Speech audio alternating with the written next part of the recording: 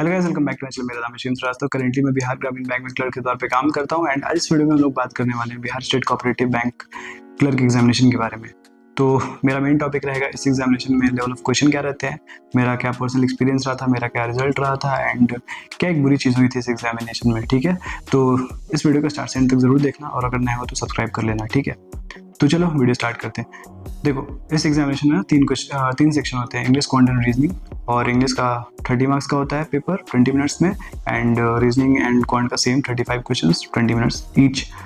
तो जब मैंने इस एग्जामिनेशन को दिया 2022 में, तो मैंने उस टाइम प्रिपरेशन स्टार्ट ही करा था फेब में। ठीक है, मेरी जो प्रिपरेशन है बहुत अच्छी नहीं हुई थी, मार्क्स के प्रैक्टिस उतने अच्छे नहीं थे, फिर भी मैंने इस एग्जामिनेशन को दिया।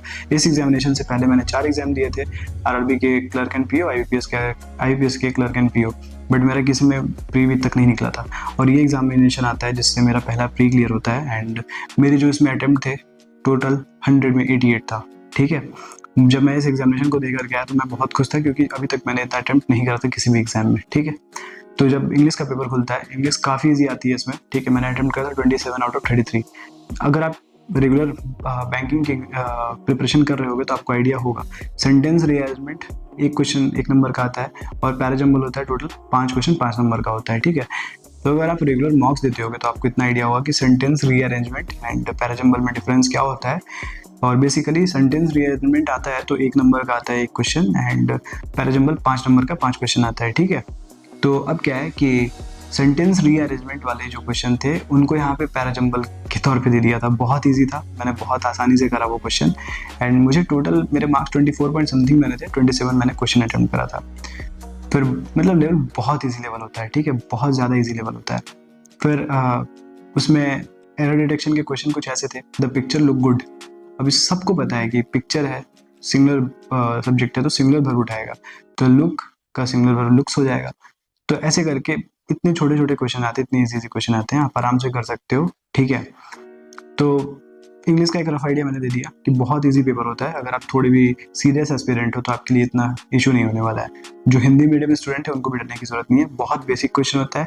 थोड़ा पेशेंटली अगर आप काम करो तो आपका ये हो सकता है क्लियर। क्वांट की बात करें तो क्वांट में मैंने अटेम्प्ट करा था 28 आउट ऑफ 35। मेरा प्रिपरेशन क्वांट में बहुत वीक था उस टाइम पे, फिर भी मैंने 28 अटेम्प्ट करा एंड मेरे मार्क्स भी ऑलमोस्ट शायद 28 ही आए थे। तो पेपर बहुत ईजी था एंड उसमें ना एक टाइम स्पीड एंड डिस्टेंस का एक नॉर्मल सा अरिथमेटिक का क्वेश्चन था जिसके 5 नंबर के मतलब 5 नंबर का उसका DI ही था। ठीक है, बहुत इजी क्वेश्चन आया था। मैं सोचा कि एक क्वेश्चन 1 नंबर का होगा। जब मैं स्क्रॉल करा उसको तो देखा कि भाई अभी 2-3 और क्वेश्चन उसमें हैं, मतलब DI आया था पूरा प्रॉपर। फिर उसके बाद आता है रीजनिंग में भी मेरे अटेम्प्ट काफ़ी सही थे। रीजनिंग मैंने अटेम्प्ट करा था 33 आउट ऑफ 35 एंड बहुत ईजी क्वेश्चन आया था, बहुत ज़्यादा ही ईजी था। मैंने 2 क्वेश्चन छोड़ा था, वो भी एक्यूरेसी ना बिगड़ने के चक्कर में। तो अब मैं सोचता हूँ कि मैंने उस टाइम पे क्या करा था।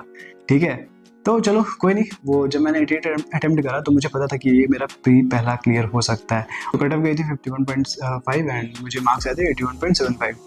तो अब क्या है कि जब एग्जामिनेशन हो गया तो रिजल्ट की बारी आती है। तो रिजल्ट जब इन्होंने रिलीज करा ना तो इसमें कट ऑफ कुछ डाइसी सा दिखा। EWS का कट ऑफ जनरल से ज़्यादा था, OBC का भी जनरल से ज़्यादा था। तो इसमें बहुत लोग सिलेक्ट हो गए जिनका PDF में लिस्ट आया हुआ था। देन फिर क्या होता है कि लोग प्रोटेस्ट करते हैं और अगले दिन रिजल्ट चेंज हो जाता है। तो जो लोग सिलेक्टेड थे बहुत सारे उनमें से उनका सिलेक्शन कैंसिल हो गया और नए लोग का सिलेक्शन हो गया। मेरा वैसे भी नहीं हुआ था और कुछ ये चीज़ें हुई थी। तो इस एग्जामिनेशन में अगर आप अपियर हो रहे हो तो हर चीज़ों के लिए आप प्रिपेयर रहना। मुझे अंदर की बातें नहीं पता है कि क्या होता है क्या नहीं होता है, but you should be prepared. सबसे इजी एग्जामिनेशन होता है ये, आरआरबी क्लर्क से भी इजी रहता है। बस आप थोड़े से अपने प्रिपरेशन के साथ ऑनेस्ट एंड कंटिन्यूस वे में पढ़ाई करो, आराम से आप क्लियर कर लोगे। ठीक है, तब तक के लिए data take care, bye bye, prepare well. और एक और चीज़, चैनल पर वीडियो रेगुलर आएगी तो आप सब्सक्राइब करके रखना। ठीक है।